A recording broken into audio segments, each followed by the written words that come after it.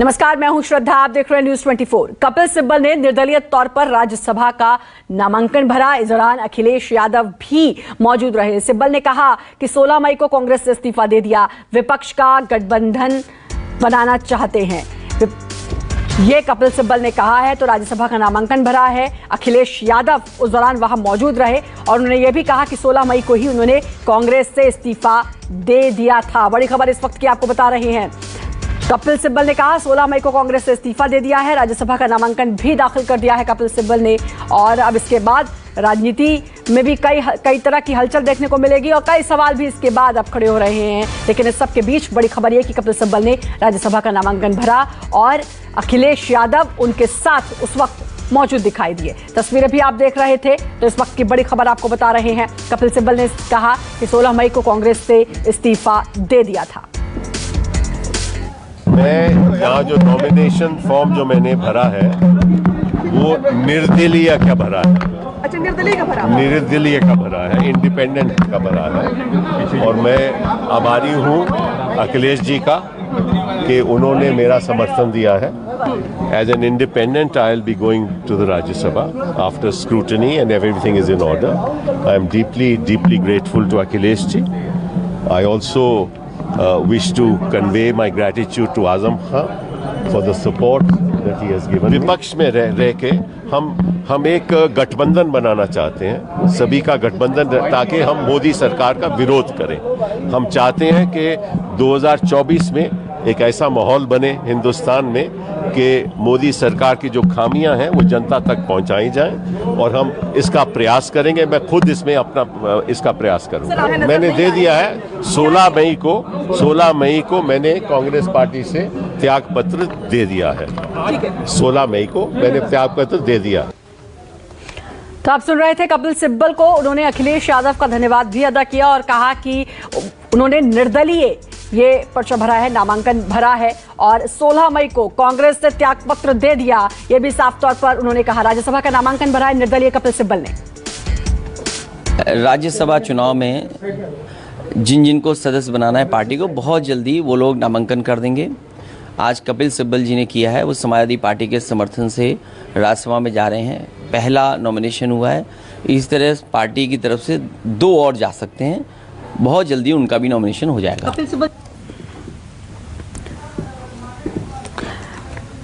मानस श्रीवास्तव और अशोक तिवारी हमारे साथ जुड़ चुके हैं, हमारे सहयोगी। मानस का रुख करना चाहूंगी।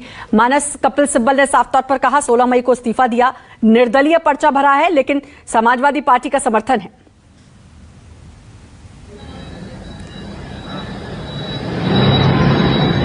देखिए, एक अनौपचारिक बातचीत में वो इस बात का जिक्र भी कर रहे थे कि वो कांग्रेस की नीतियों के से कुछ खफा थे और वो चाहते थे कि कांग्रेस जो है वो अपनी चाल और चरित्र को बदले और अध्यक्ष के तौर पर कोई ऐसा व्यक्ति हो जो सबको स्वीकार हो और नेहरू गांधी परिवार से अलग हो। तो एक तरीके से उनकी नाराजगी जाहिर हो रही थी। ये दीगर बात है कि उन्होंने निर्दलीय के तौर पर पर्चा भरा, लेकिन इस बात की चर्चा 2 दिनों से थी लखनऊ में कि कपिल सिब्बल समाजवादी पार्टी के सिंबल से उम्मीदवार हो सकते हैं। लेकिन आज जब उन्होंने निर्दलीय तौर पर अपना पर्चा दाखिल किया, तब भी राम गोपाल यादव और अखिलेश यादव समेत तमाम समाजवादी पार्टी के नेता वहां पर मौजूद थे। देखिए, ये माना जा रहा है कि आजम खान की जिस तरीके से उन्होंने सुप्रीम कोर्ट में पैरवी की, उसके एक इनाम के तौर पर देखा जा रहा है। लेकिन कपिल सिब्बल के पास दूसरा विकल्प भी था, क्योंकि वो लालू प्रसाद यादव के भी वकील हैं। तो आरजेडी का भी विकल्प उनके पास था और समाजवादी पार्टी का भी। लिहाजा उन्होंने निर्दलीय उम्मीदवार के तौर पर अपना पर्चा दाखिल किया, क्योंकि वो अपनी रणनीति का जहां पर जिक्र कर रहे थे तो वो बार बार ये कह रहे थे कि वो चाहते हैं कि जब वो राज्यसभा में जाएं तो विपक्ष को इस तरीके से मजबूत करे, एकजुट करे, ताकि मोदी सरकार के खिलाफ बहुत मुखर तौर पर उनका विरोध किया जा सके। तो कह सकते हैं कि एक तरीके से ये रणनीति का हिस्सा है। निश्चित तौर पर समाजवादी पार्टी की तरफ से ये नाम चौंकाने वाला है। कांग्रेस के वरिष्ठ नेता रहे कपिल सिब्बल, कई टर्म मंत्री रहे, कई बार उनको राज्यसभा भेजा कांग्रेस ने।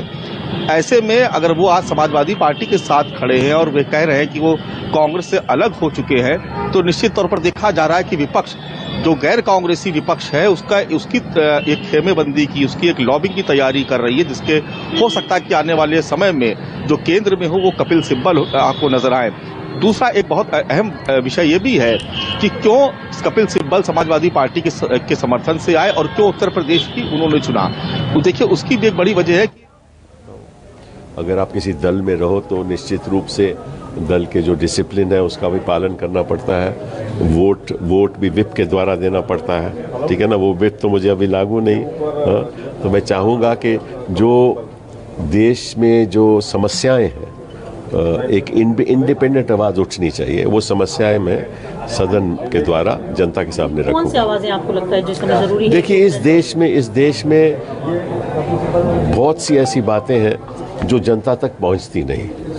एक देश ऐसे रास्ते पे चल रहा है कि अमीर अमीर होता जा रहा है और 2-4 लोग ही देश में ऐसे हैं जो लगता है कि सारी देश की संपत्ति उन्हीं को दी जा रही है। तो ये भी जनता को हमें बताना पड़ेगा। और 2 सबसे बड़ी समस्याएं इस देश में है, वो है हमारी बच्चों की समस्याएं और माँओं की समस्याएं, बहनों की समस्याएं। आपको लग रहा है कि आप उत्तर प्रदेश से जाएंगे तो एक बेहतर आवाज़ उत्तर प्रदेश के? बिल्कुल, उत्तर प्रदेश की आवाज़ तो हम उठाएंगे ही, लेकिन सबसे इम्पोर्टेंट जो बात यह है कि इस देश में जब तक बच्चे अच्छी तरह से शिक्षित नहीं होंगे, मोदी जी बड़ी बड़ी बातें करते हैं, बड़ी बड़ी डिजिटल इंडिया की बात करते हैं। पहले तो हम बुनियादी तौर पे बच्चों को शिक्षा नहीं देंगे तो डिजिटल इंडिया नहीं बनेगा। सर कांग्रेस में अब क्या स्थिति हम? देखिए ऐसा है कि जब तक मैं कांग्रेस में था तो मैं इधर उधर की टिप्पणी कर सकता था। अब मैं कांग्रेस में नहीं हूँ, ठीक है ना, तो मैं कांग्रेस के बारे में कुछ नहीं कहूँगा। आप सीनियर कांग्रेस लीडर रहे, मतलब मैंने बोला ना, जब तक मैं कांग्रेस में था तो मैं टिप्पणी कर सकता था, ठीक है ना। हम G23 में भी रहे। अब मैं कांग्रेस के बाहर हूँ, मैंने इस्तीफा दे दिया है। मैं नहीं समझता कि उचित है कि मैं कांग्रेस के बारे में कुछ कहूँ। कुछ अफसोस कहीं सर है? मैंने बोला ना, मैं कुछ देखिए, किसी के साथ संबंध रहे 30-31 साल, ठीक है ना, तो संबंध छोड़ना कोई आसान काम नहीं होता, इतना ही काफी है। Thank you sir. Kapil Sibal ji हमारे साथ मौजूद हैं।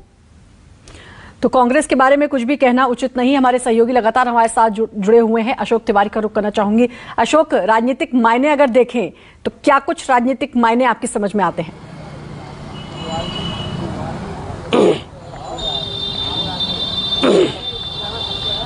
देखिए, कपिल सिब्बल का समाजवादी पार्टी के समर्थन से नामांकन करना और उनका राज्यसभा जाना, चूंकि सीटों की संख्या के आधार पर लगभग तय है, लेकिन जहां तक राजनीतिक मायने की बातचीत है तो उसमें समाजवादी पार्टी ने कपिल सिब्बल को समर्थन देके 2 बड़े संदेश देने की कोशिश की है। पहला संदेश तो ये कि आजम खान से समाजवादी पार्टी की जो बढ़ती हुई दूरी है, यानी कि जेल से रिहा होने के बाद अभी तक आजम खान की अखिलेश यादव से मुलाकात नहीं हुई है और कपिल सिब्बल वो बीच का रास्ता हो सकते हैं जो आजम खान और अखिलेश यादव के बीच पुराने संबंधों को पुनर्जीवित कर सकते हैं। एक ये वजह मानी जा रही है। दूसरी बड़ी वजह यह भी है कि जिस तरह से कपिल सिब्बल ने सुप्रीम कोर्ट में आजम खान की पैरवी की, तो समाजवादी पार्टी अपने समर्थन से कपिल सिब्बल को राज्यसभा भेजकर यह भी मैसेज देना चाहती है कि वो आजम खान के मामले में, जो बात आपको याद होगा अखिलेश यादव ने काफी पहले भी कही थी कि वो लीगल पैरवी पूरी करेंगे अखिलेश यादव की, आजम खान की। अखिलेश यादव ने कही थी कि जब तक वो जेल में है तब तक पूरी लीगल पैरवी समाजवादी पार्टी की तरफ से की जाएगी। तो मुझे ऐसा लगता है कि ये 2 बड़ी वजह हैं जिसकी वजह से अखिलेश यादव ने, समाजवादी पार्टी ने कपिल सिब्बल को राज्यसभा भेजने के लिए अपना समर्थन दिया है। दूसरी बड़ी बात यह भी है कि कांग्रेस की तरफ से आप ये देखिए कि पिछले जब विधानसभा के चुनाव हुए तो उस दौरान एक बड़ी कोशिश देखी गई थी कि शायद समाजवादी पार्टी या कांग्रेस एक साथ विधानसभा के चुनाव में आ सकते हैं। इस बात की एक कवायद करने की कोशिश की गई थी, लेकिन वो परवान नहीं चढ़ पाई। लेकिन दोनों ही नेताओं की तरफ से एक दूसरे के ऊपर कोई बहुत बड़ा बयान या कोई बहुत बड़ा राजनीतिक बयान नहीं दिया गया जिससे दोनों के रिश्तों में खटास आए। तो कपिल सिब्बल एक वो बीच का रास्ता हो सकते हैं जो समाजवादी पार्टी की। तो कपिल सिब्बल ने निर्दलीय पर्चा भले ही भरा है, लेकिन समर्थन समाजवादी पार्टी का उनको मिला है। आप दोनों का बहुत बहुत शुक्रिया तमाम जानकारी देने के लिए। वक्त एक छोटे से ब्रेक का, लगातार बने रहिए न्यूज़ 24 के साथ। नमस्कार, मैं हूं मानक गुप्ता। अगर आपको हमारा ये वीडियो पसंद आया हो तो इसे लाइक और शेयर जरूर करें और हां, हमें सब्सक्राइब और फॉलो करना ना भूलें ताकि आप देश और दुनिया की कोई खबर मिस ना करें। तो जुड़े रहिए हमारे साथ और देखते रहिए न्यूज़ 24।